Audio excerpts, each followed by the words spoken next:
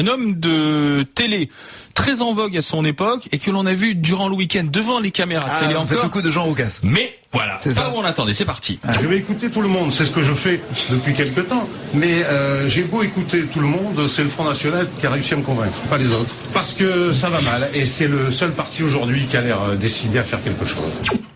Ouais. Ça vous a fait un choc?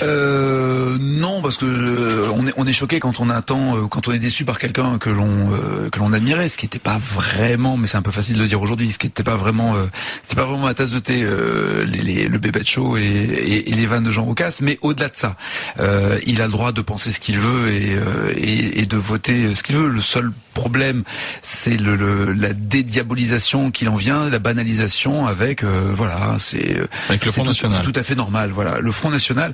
Moi, je peux comprendre les gens qui peuvent voter Front National parce que ils sont embêtés ou dans le désarroi ou peut-être au bout du rouleau et qu'il n'y a pas d'autre solution. Par contre, j'ai évidemment beaucoup de mal avec les idées du Front National.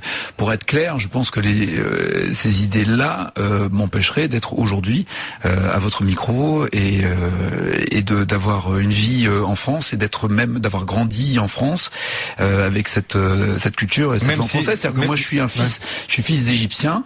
Mon papa était égyptien, ma maman était française. Je suis né en Égypte. En arrivant en France, il demandait des papiers et puis tous les ans il recevait une lettre en disant voilà, vous pouvez rester encore un an, vous pouvez rester encore une année de plus, alors qu'il était professeur de français en faculté de française, donc à la Sorbonne et après à Toulouse. Mais voilà, je sais que tous ces Mais quand problèmes on vous dit que le Front National a changé, c'est un FN light fréquentable. Non. Je pense que malheureusement on n'a pas beaucoup de mémoire. Voilà, il est pas plus light ou pas plus fréquentable. Il y a simplement il y a des reportages. Vous voyez surtout les minots qui ont 20, 21 ans et qui se présentent en tête de liste pour éventuellement être élus. Je crois pas qu'ils se souviennent de tous les discours tenus par Jean-Marie Le Pen pendant des années. Alors moi je fais partie de ceux qui au-delà de 50 ans ont fini par avoir quand même encore de la mémoire.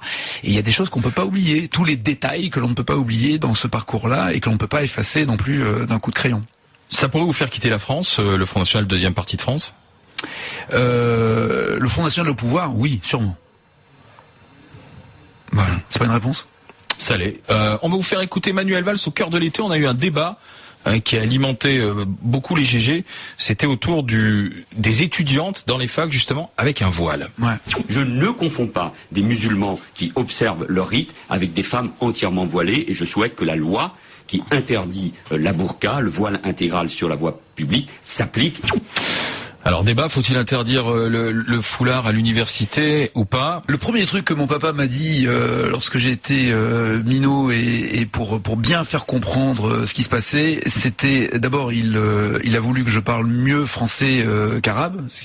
Là de ce côté-là, papa, tu as bien réussi puisque je parle pas un mot d'arabe. Mais chaque fois que j'étais en demande en tout cas d'apprendre l'arabe, il me disait plus tard. Puis arrive un moment où voilà, au-delà de 12 ans, on n'a plus ou de 14 ans, on n'a plus spécialement envie.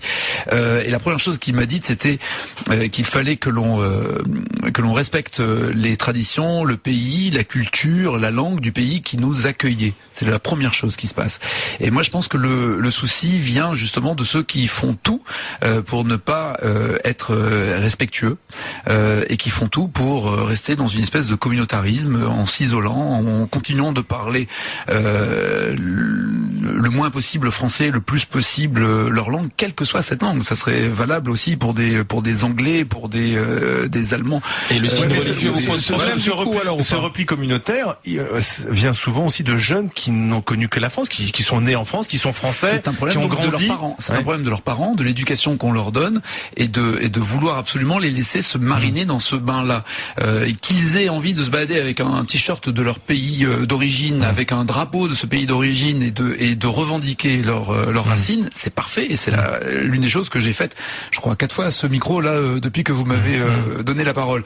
Mais ça ne veut pas dire ne pas respecter le pays, ne pas respecter ses traditions. Et au-delà de ça, le signe religieux, lorsqu'il devient une espèce de provocation, voilà, c'est là où ça me gêne. C'est-à-dire que ça devient une revendication et pas simplement tu as une religion, j'ai une religion, chacun respecte l'autre. Je pense que ça passe essentiellement par le respect. Peut-être parce qu'on ne croit plus dans le pays aussi. Ce pays qui vous a permis de vous élever socialement, est-ce qu'il le permet encore aujourd'hui? pense que oui. Je pense que c'est un très beau pays. Pour avoir eu la chance de visiter, de me balader dans plusieurs pays, la France non seulement est un très beau pays, mais d'aller dans les autres pays, on se rend compte que c'est le plus beau pays au monde et qu'il a justement cette liberté-là de pouvoir échanger des idées. Alors vous êtes bien placé pour le dire et pour le savoir. Vous pouvez tout dire librement et à tout moment sur tous les sujets possibles et imaginables. Merci Nagui. Merci Nagui. Taratata.